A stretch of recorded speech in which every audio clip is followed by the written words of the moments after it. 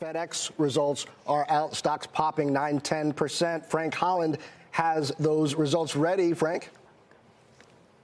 Well, hey there, John. Miss on the top line, but a beat on the bottom line. The estimate for EPS was $3.91, came in at $4.05. But the real story is that FedEx has confirmed, it was long speculated, they will spin off their less than truckload trucking business, FedEx Freight. The idea here is to unlock shareholder value. We're just talking about this on Closing Bell a short time ago. FedEx overall as a company trades at about 12 times forward earnings, and that includes its freight business, again, an LTL trucking business with about $9 billion in annual revenues. If you look at their peers, names like Old Dominion and also XPO, they move less freight and trade at a significantly higher multiple, both in the 30s. So really this is about unlocking shareholder value. In a release, CEO Raj Subramanian says this process will take about 18 months. It's going to be executed over the next 18 months.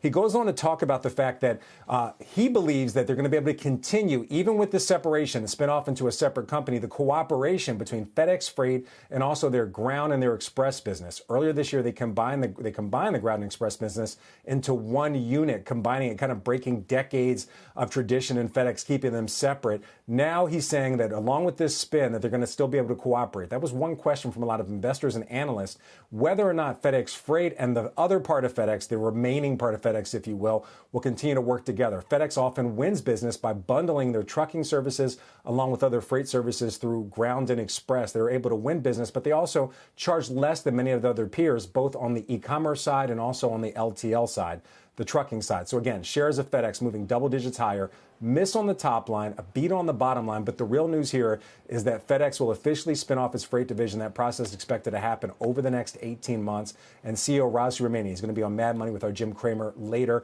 at 6 o'clock to talk about this separation of the trucking unit into a separate public company. FedEx miss on top line, beat on bottom line. But again, John, the real news here, the spinoff of FedEx Freight. Back over to you. All right, Frank Holland, thank you. Yeah, a lot of spinning going on out there. Barb, both you and Seth have been saying that should buy the dip. Consumer spending, jobs and wages are solid. But today the S&P is just below where it closed the day after the election, I believe.